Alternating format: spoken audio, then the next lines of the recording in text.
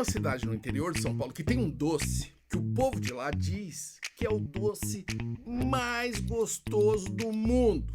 Macio por dentro, com a casquinha por fora, o pingo de leite. Mas Avaré não é só isso não. Alô, alô, aqui é o Marcelo Taz e este é mais um episódio do podcast Os Movimentos das Cidades. Avaré é conhecida como a terra do verde, da água e do sol. Depois eu conto por quê.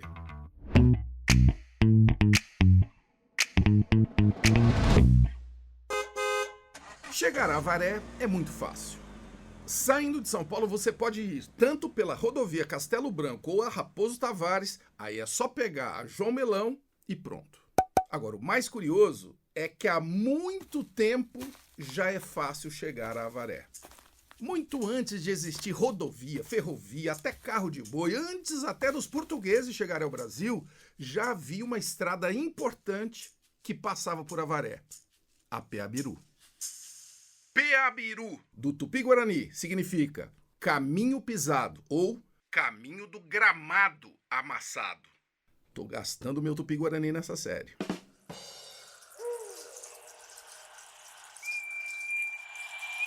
Peabiru era uma estrada indígena que ia de Cusco, lá no Império Inca no Peru, até o litoral brasileiro. Uma trilha de 3.000 quilômetros do Pacífico até o Atlântico. O caminho Peabiru passava pelo Vale do Paranapanema, onde viviam os índios guaranis caiovás. A história de Avaré tem a ver com o Major Vitoriano de Souza Rocha. O ano é 1860. A mulher do Major, Dona Gertrudes, tem complicações no parto. Vitoriano faz uma promessa a Nossa Senhora das Dores, que se a mulher e a criança passassem bem, ele construiria uma capela. O parto deu certo. Em agradecimento ao milagre, o Major pediu em doação ao tabelião de Botucatu 24 hectares de terra para construir a capela. Com certeza, aí tem milagre. O Major tinha 75 anos e Dona Gertrudes 65. Mas quem sou eu para discutir milagre? Ao redor da capela, iniciou-se um povoado, o povoado do Rio Novo. Em 1891, o povoado virou município e o povo pediu para o governador mudar o nome para Avaré. Aqui entra outra figura na história de Avaré, Manuel Marcelino de Souza Franco, o Maneco Dionísio. Na época estava sendo planejada a importante estrada de ferro Sorocabana, só que ela não ia passar por Avaré. O Maneco funda um jornal, o Rio Novense, e faz uma campanha para a estrada passar por Avaré. O Maneco tanto insistiu que o governo do estado mudou de ideia, e aí em 1896 é inaugurada a estação de Avaré. Na virada do século XX começam a surgir as grandes plantações de café, e na década de 30 o ciclo do algodão na cidade. Na década de 60, a criação de gado. Hoje, 70% da área de Avaré é dedicada à pecuária. O principal evento anual da cidade hoje é a EMAPA, Exposição Municipal Agropecuária de Avaré. Ela acontece em dezembro e reúne pecuaristas de todo o Brasil. Outro evento cada vez mais importante é a Feira Orgânica de Avaré. Eu que sou do interior e cultivo orgânicos desde criancinha, vou pegar agora umas dicas com o povo que entende do assunto lá em Avaré. E agora eu vou lá pro Sítio Berelu conversar com a Cris e o Pedro, que já estão lá com um cafezinho na mão, gente. Olha que maravilha. Produtores de orgânico. E aí, Thais? Fala! Como é que eu faço Maravilha. para virar produtor orgânico, pessoal? Tá certo. Olha, para se tornar um produtor orgânico, tem que ter, em primeiro lugar, muita vontade. A segunda coisa seria conhecer os produtores orgânicos da sua região, porque sozinho não vai a lugar nenhum. E a gente se fortaleceu muito quando encontramos o Grupo Orgânicos Avaré, aqui de Avaré. Foi aí que a gente cresceu mesmo. Como que vocês entraram nessa de produzir orgânico? Então, Thais, a gente estava muito insatisfeito com a vida na capital, né? O Pedro morava em Santo André, eu morava em São Paulo, e foi em 2013 que a gente começou a procurar por alternativas. A gente se encantou por esse universo e já existia um sítio, uma propriedade aqui em Avaré, então estava muito fácil a nossa mudança. E a gente entendeu que a agrofloresta era uma maneira de criar uma renda para a nossa família e também atuar em prol do meio ambiente, de preservação, para regeneração. Foi isso que nos impulsionou e hoje a gente está muito mais feliz. Que legal. Vocês vendem para outras cidades aí da região?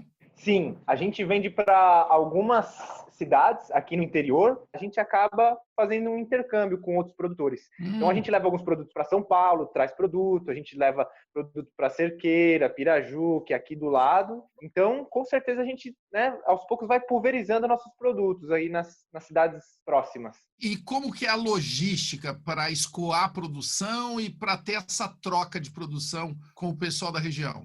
Então, tá, geralmente, né, na maioria dos casos, a produção ela é escoada através dos nossos próprios veículos mesmo, assim, né? A gente tem pequenas caminhonetes e picapes onde a gente leva, né? É importante ressaltar que a gente, aqui em Avaré, a gente está à beira da Castelo Branco, que é uma rodovia que já foi muito premiada para se locomover. Então, temos a Castelo Branco, tem a Raposo Tavares. O escoamento para a região é fácil, mas quando a gente começa a chegar perto do sítio, as estradas começam a ficar de terra, esburacadas. Você sabe bem como é isso, né? Aí já começa aquela laminha de vez em quando também, né? Eu ouvi um barulhinho de café ali, eu quase senti o cheirinho do café entrando aqui na nossa conversa. Eita, vontade, né? Vamos falar de minhoca e abelha? Qual a importância das minhocas para os orgânicos? Pô, Thais, é praticamente impossível, né, a gente falar sobre agricultura orgânica e agricultura regenerativa sem falar desses minúsculos seres que são incríveis, né? Especificamente da minhoca, a direção do trabalho que a gente faz, né, com a agricultura regenerativa é sempre o trabalho de melhorar o solo, né, de ter um solo cada vez mais fértil. E as minhocas, elas são seres incríveis que fazem esse trabalho de melhoria de solo com maestria, né? Então, assim, quanto mais minhoca a gente tiver, melhor o solo. Já as abelhas, cara, eu não sei nem calcular o tamanho da importância do trabalho das abelhas para o mundo, para a nossa alimentação. Hoje, praticamente, a grande maioria dos frutos, tanto legumes quanto frutas, eles só existem por causa das abelhas, né, cara? Elas trocam os pólens, né, o pólen macho com pólen fêmea das flores, e aí nasce o fruto. Você imagina se não existisse as abelhas, se a gente tivesse que fazer esse serviço na mão.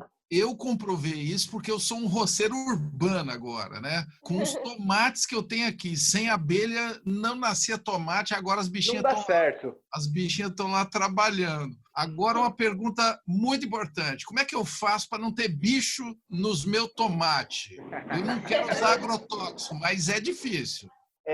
O ideal é a gente nunca ter uma coisa só na nossa horta, né? Porque, pô, imagina que você tem uma horta só com tomate. Se for um bichinho lá, uma praga, e comer seu tomate, você não vai ter mais nada, né? Não vai ter nenhuma outra planta para interagir com o tomateiro, uma florzinha que vai ter uma cor diferente para aquele bichinho ir lá naquela flor. Então, assim, eu acho que a primeira dica que a gente pode dar é, se você não quer ter praga no seu tomate, você pode plantar algumas flores em volta para atrair os bichos para a flor e não para o tomate. Então, o ideal é a gente ter um ambiente o mais biodiverso possível, né, para ter um equilíbrio ali entre os insetos, os bichinhos.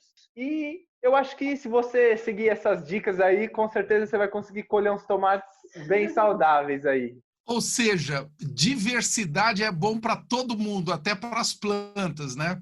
Eu conversei aqui e aprendi sobre diversidade. Com essa diversidade, ó, a Cris de Araraquara, o Pedro de Santo André se encontrando em Avaré.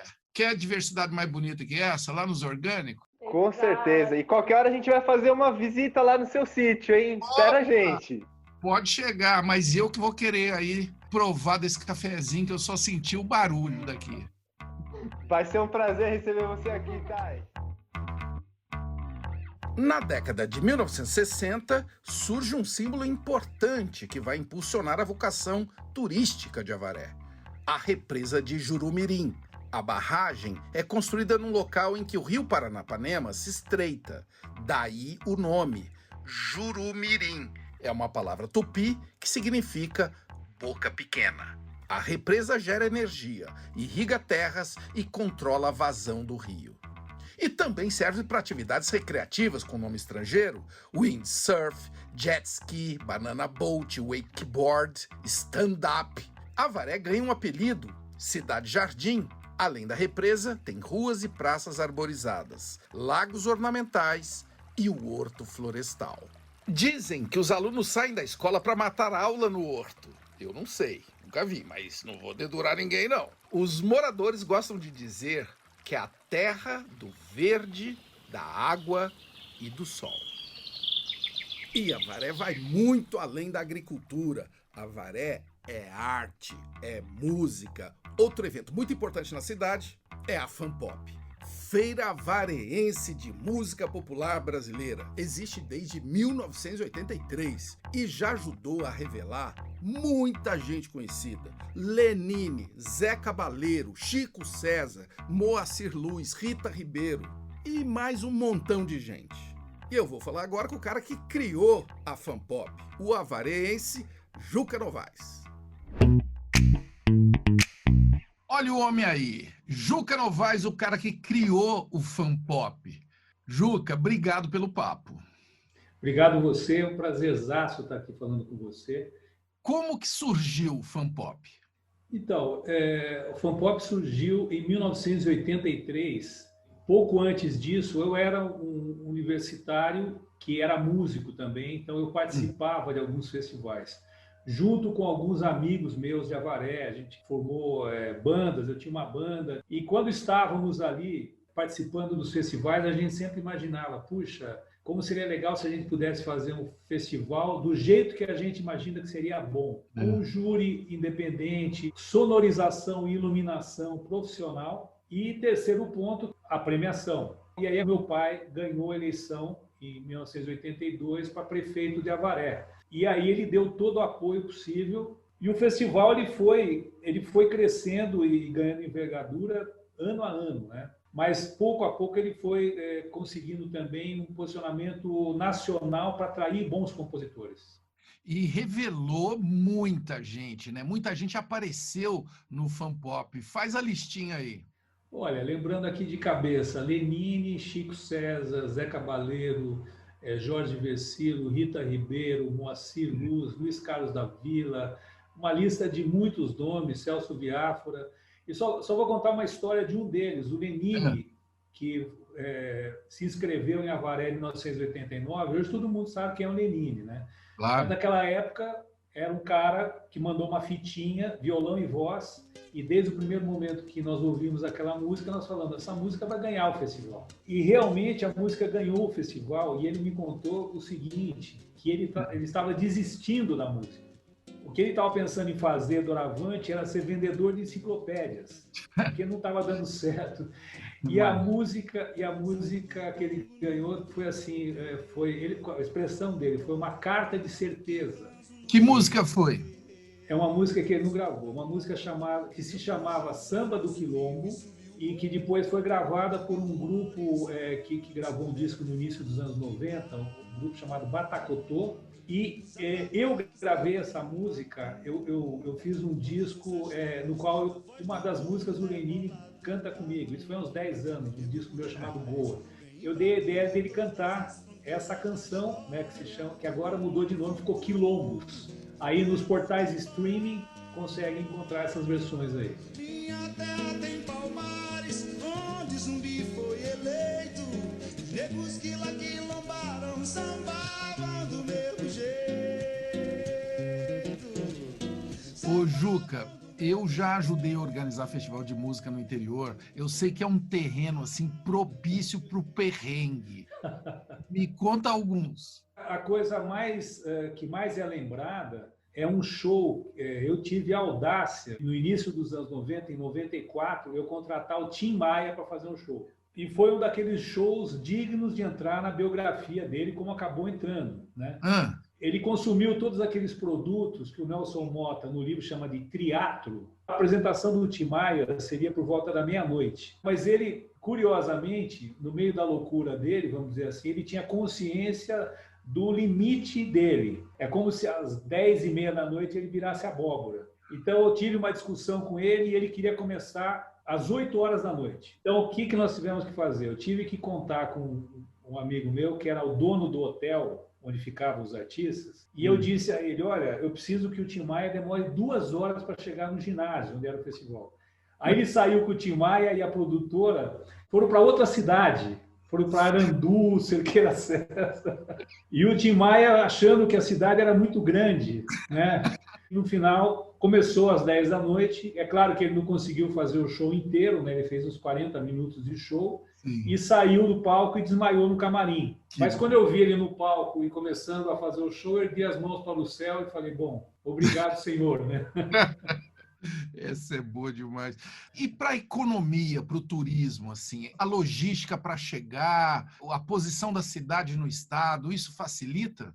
Isso facilita muito, porque Avaré fica a 2h30, 3 horas de São Paulo, aproximadamente. E para muitas pessoas, a grande coisa de Avaré, aquela data daquele festival é algo fundamental e imperdível. Então, existe uma cultura local assim de não perder o festival. E atrai gente de tudo quanto é lugar? A partir do ano de 87, que foi a 5ª edição, nós inventamos uma história lá que era o compositor homenageado, o patrono. Então, esse artista fazia um show na final e entregava o troféu para o vencedor. Caetano Veloso, Gilberto Gil, Paulinho da Viola, João Bosco, Erasmo Carlos. Então, muita gente vai para ver o show também. Fanpop, décadas de história, parte de Avaré, da cultura de Avaré. Sim. Obrigado pelo papo aí. Eu que agradeço, Tassi. Muito obrigado. Valeu, um prazer em falar com você.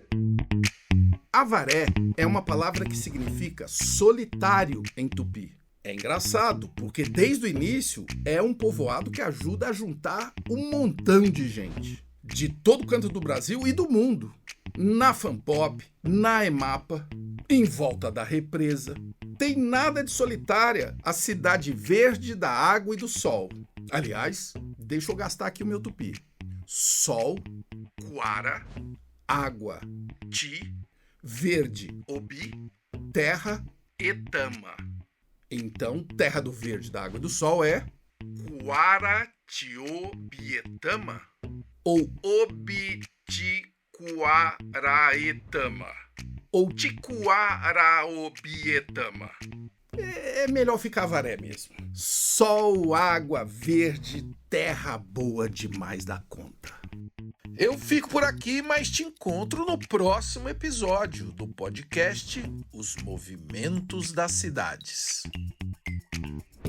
Até.